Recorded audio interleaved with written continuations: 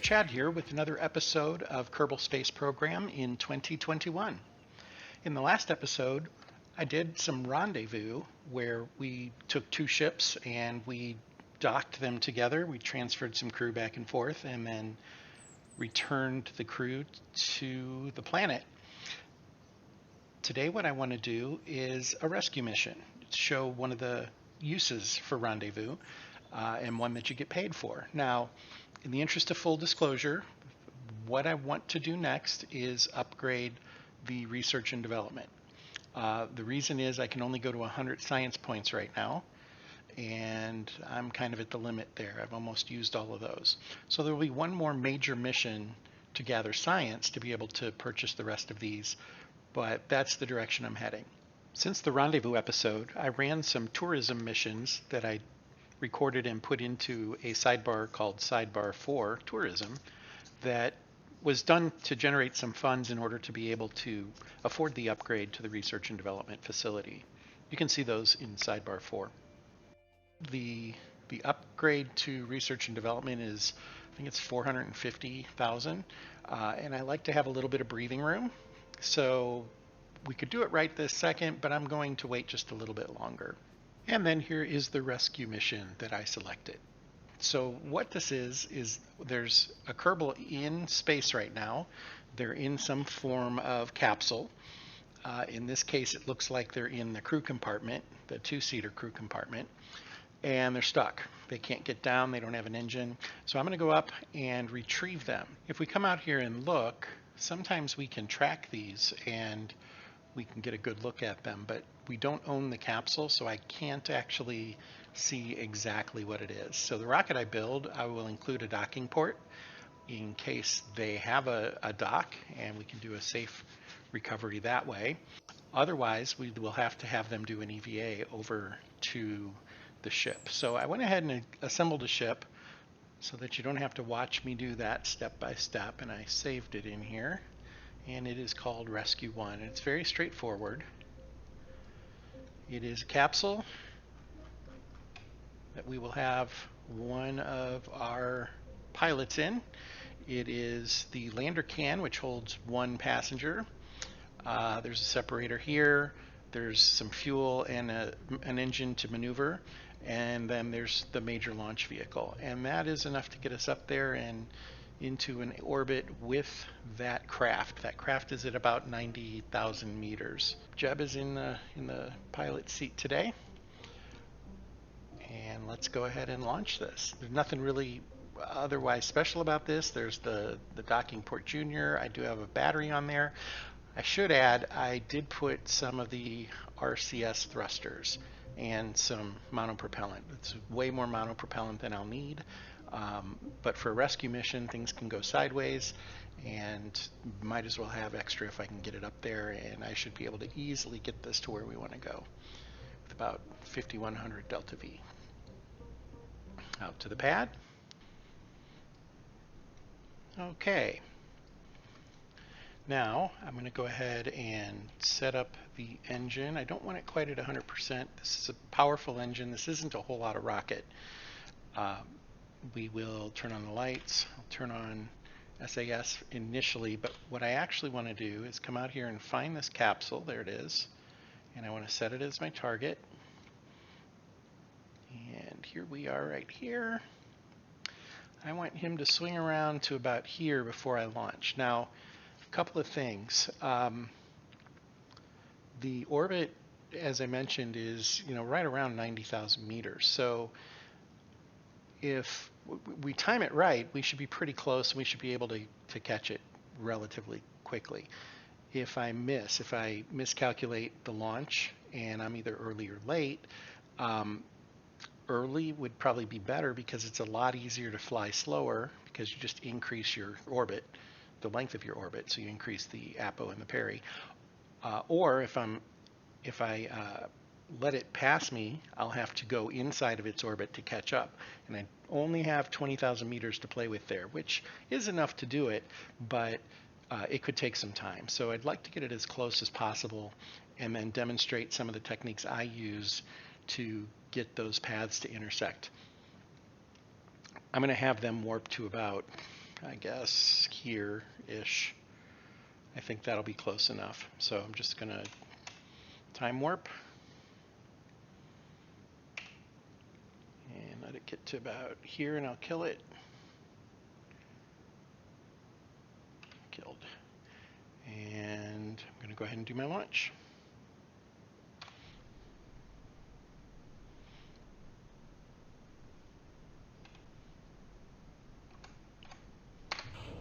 Here we go.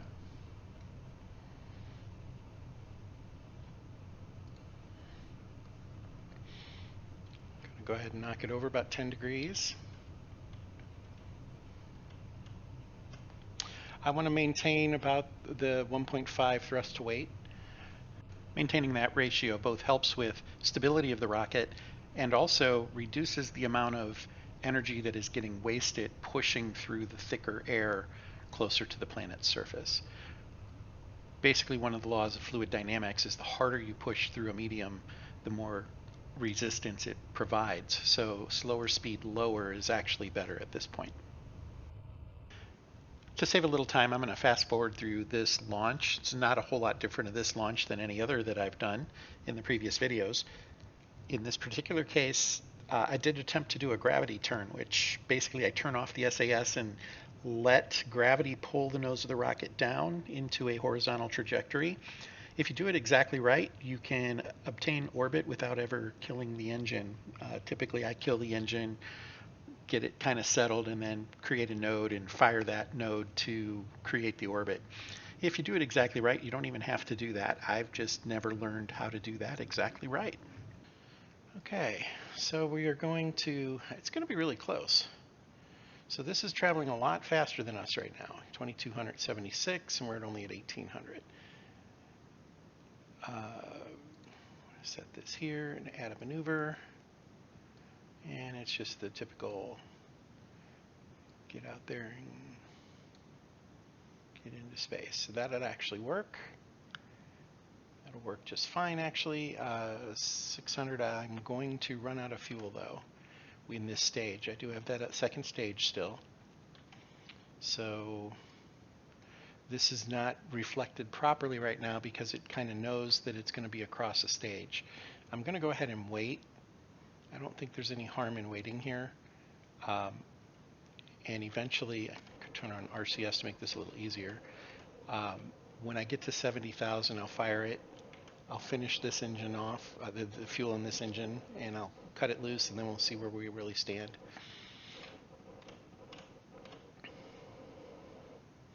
So I have about 402 meters per second of delta V left, and I need 600. And we're going to hit 70 right about now.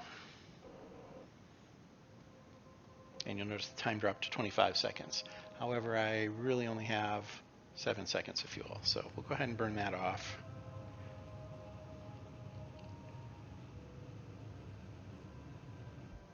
And we'll fire the next engine, and you'll notice it says it needs to burn for another 16. So we'll go ahead and we'll honor that.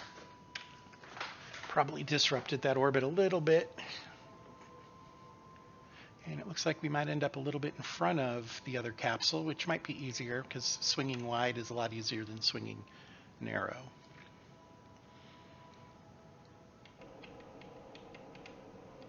I strictly have the RCS on now for convenience. Actually, I'm going to go ahead and turn it off. Shouldn't run out of RCS fuel. I've got a lot of it, but you just never know. So when we get to 8 seconds here, we'll go ahead and try finishing this and see what happens.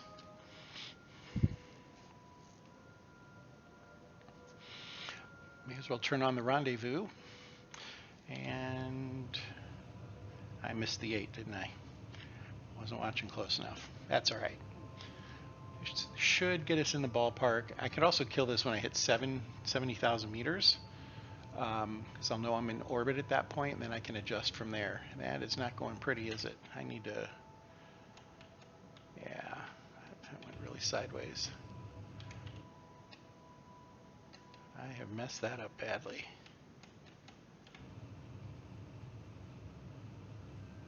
There it is. Okay.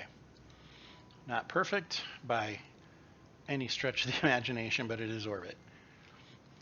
Okay.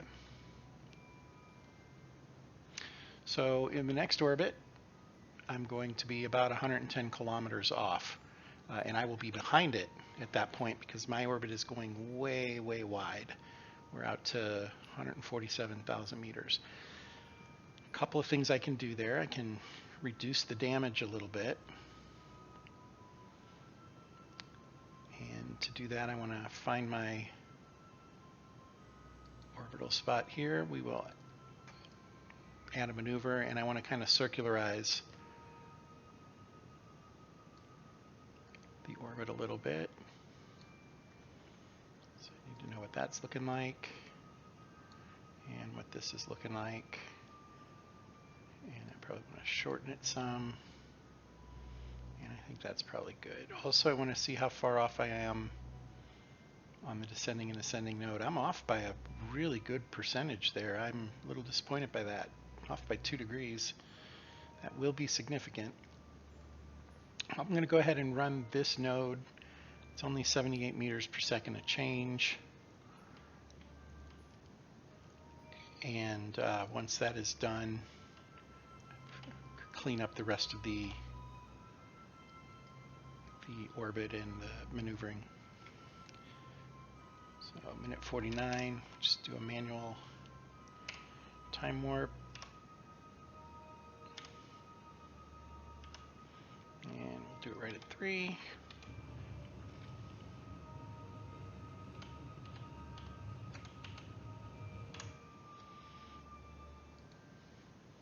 We still have an orbit, that's good. A lot going on here. So at our intersect, we will be 49 miles off. About 49 kilometers off. And as you can see, a lot of that, a whole lot of that, has to do with the difference in the plane of where I'm at. So when I get to the node here, I'm going to fix that. And I always pick the wrong direction there, but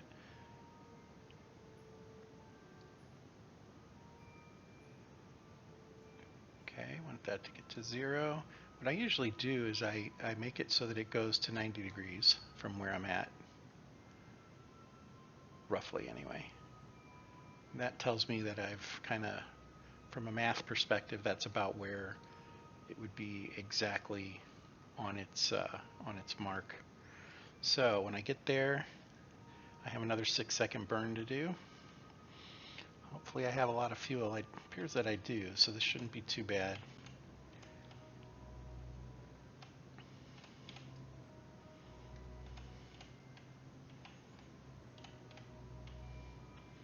Okay.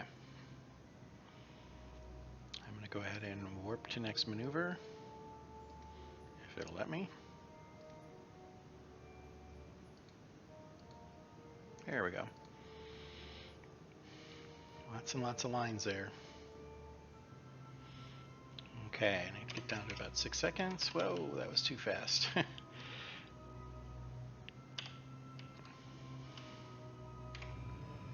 And firing that off. That should do it. Okay, so that definitely cleans things up.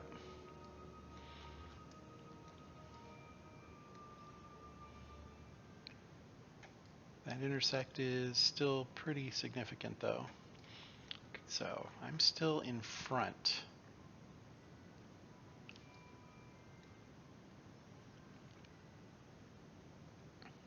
I am outside of its orbit right now though, so I think what I'm going to need to do is start a slowdown to reduce my orbit. But I don't have a lot of space to play with here.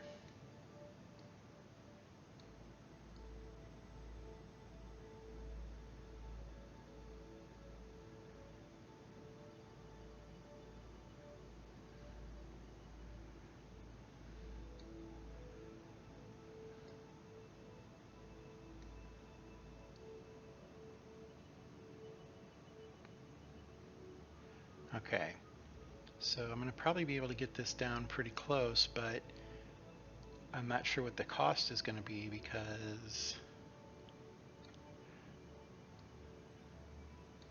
yeah, we crossed the line there. So 4, 3, and then I'm going to adjust this until I can, that's 3 is as close as it's going to let me get right now. And I'm probably going to be, yeah, I mean the relative speed is going to be 300 meters a second. So I'm going to be within 300 meters, but I'm going to be going extremely, extreme different speeds there. With that said, I might be able to make that work. Another alternative is to see what this intersect looks like and decide if that might be a better option. If I can figure out a way to make that closer. And it looks like it's kind of coming in the same place, so maybe not.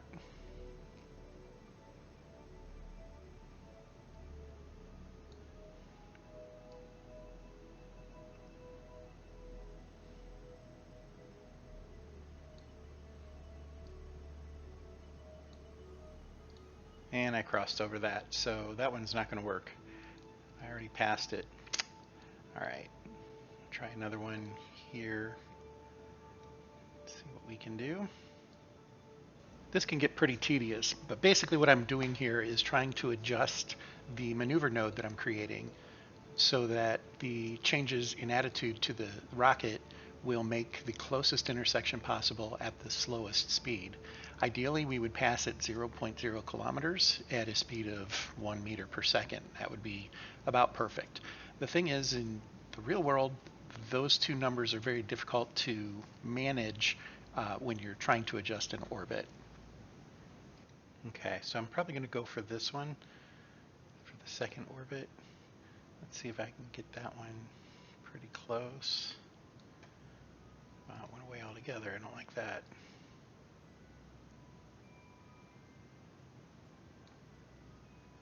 Okay, that one's a lot more manageable. If you notice, the speed is closer to 100 as opposed to 300.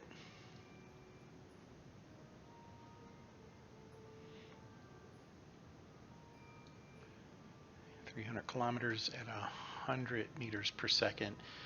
A lot more doable. Now the thing is, that swings me way out here, which means I'm going to be shallow here. I'm still in orbit though, so that should be okay. So I'm going to give that a try.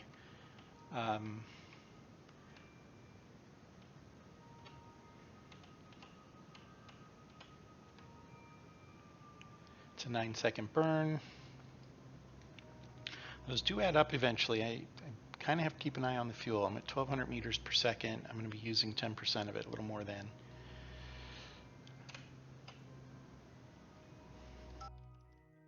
So this will be 4.5.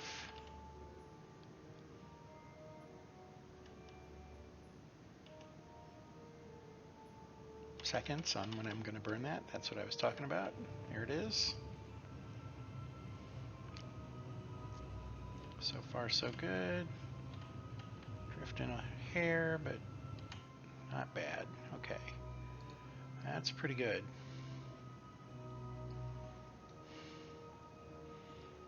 Half a mile, or half a kilometer right there. I think that's going to be doable. So what I'm going to do is I'm going to go ahead and warp to there.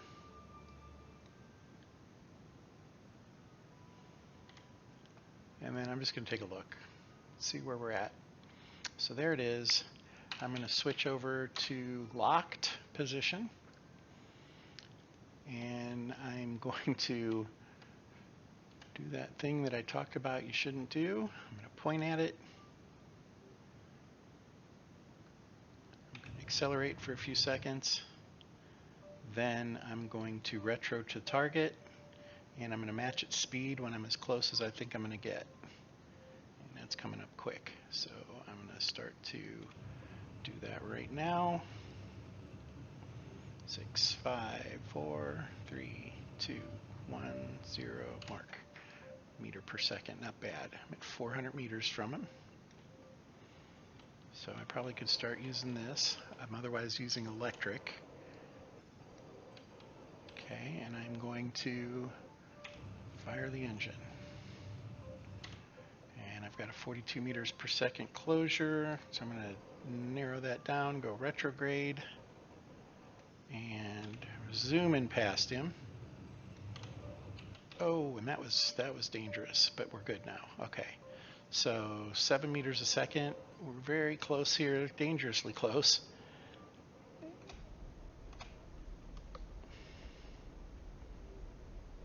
Zero mark. Okay, we have matched speed. So we're relatively in a holding station orbit here. I'm still in orbit. These are still above 70,000 meters, so that's all good. I'm going to go ahead and start using the monopropellant, so the maneuvering thrusters, to close this up some. I'm going to get as close as I can. And then what I'm going to do is switch over to that ship and do an EVA with its occupant over to my ship. I'm keeping this centered here because this will allow me to decelerate down to 0, and we will be matched speed. So this should stay perfectly consistent for the next period of time. Now, I don't want to dally, but I'm only 10 meters away. In fact, I could, if I wanted to get really super clever, I could do a little bit of that. Move it over some. Let's even get it to 5.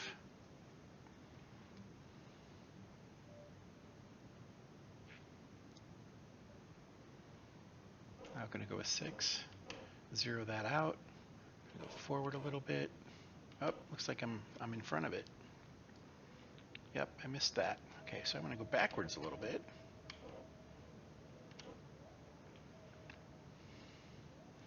All right, 5 meters should be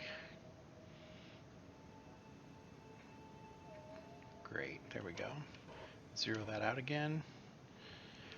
Then I'm going to move over here and switch to target. I'm now basically flying this ship, and there is Enrim, and I'm going to have him do an EVA. So he needs to turn on his RCS system so that he can control where he's going, and then it's a matter of just flying him over there.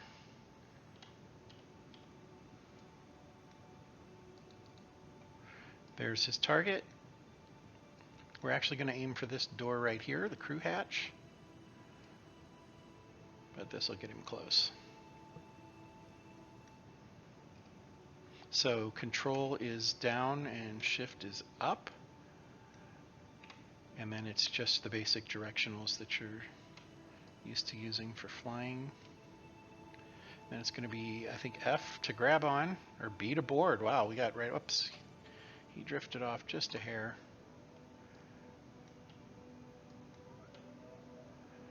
B to board. He is now on board. So we are good to go. All that's left to do is bring him back. All right. So, you know what? We are almost directly over the space station. I'm going to clear the target, turn off rendezvous. I'm going to go to a retrograde, and I'm just going to fire the engine. And that's going to drop our orbit. We watch this. See if I can get a splashdown relatively close here, save a little money.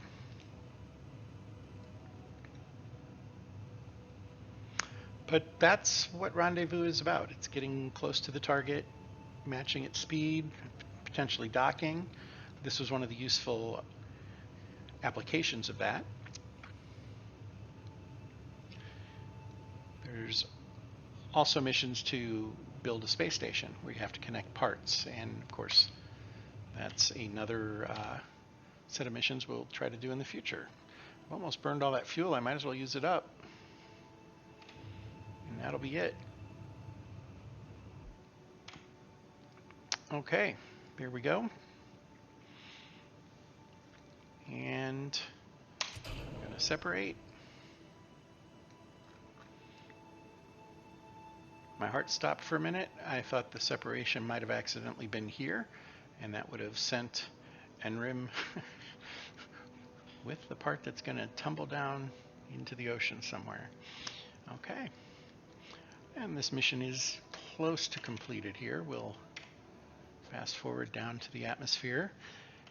One of the reasons, obviously there's maneuverability to do rendezvous, but another reason that I included these thrusters is during this portion of re-entry, if you have a top-heavy unit, and this one wouldn't be, but when I was doing the passengers, I had that two-person crew cabin, I was having some situations where it would start to want to flip over, and these keep that from happening when you have a pilot that can hold retrograde. They can fire these and it helps them have a little bit better control. There we go. We'll go ahead and complete this. Actually, well, yeah, we want to hold TCS through the burn. Should be relatively quick and hot. It didn't get too bad at all, actually. And then once this slows to about 270, the camera is a little weird because I hadn't readjusted it yet. So there's back to auto. And I'm going to go ahead and let the chutes go. Those up. I can turn off the rest of that. Just fast forward down.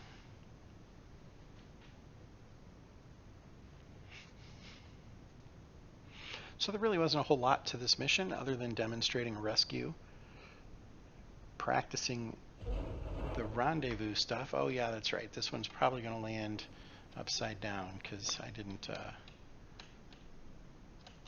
plan ahead for that part of it. But that'll be okay. Might be able to get it to balance, and if I hold enough battery, if it holds out long enough, it might actually splash down that way. Put on the RCS to help with that. There we go. So it wasn't a whole lot of money in this mission, and it flipped anyway. There wasn't a whole lot of money in this mission, but enough to make it worthwhile to do and to, frankly, practice a rendezvous. If we really wanted to soften the blow, we could do that. Russian rockets that would land on the Russian steppes would actually have thrusters that would fire just before touchdown because they weren't hitting water, they were hitting land. So we kind of simulate that there, I suppose. But otherwise, that's the end of that mission. No science at all, and that's fine. That's what I expected. Okay. So when you rescue someone, they join your team. NRIM is now probably a pilot, maybe not. We can check it out in the astronaut complex.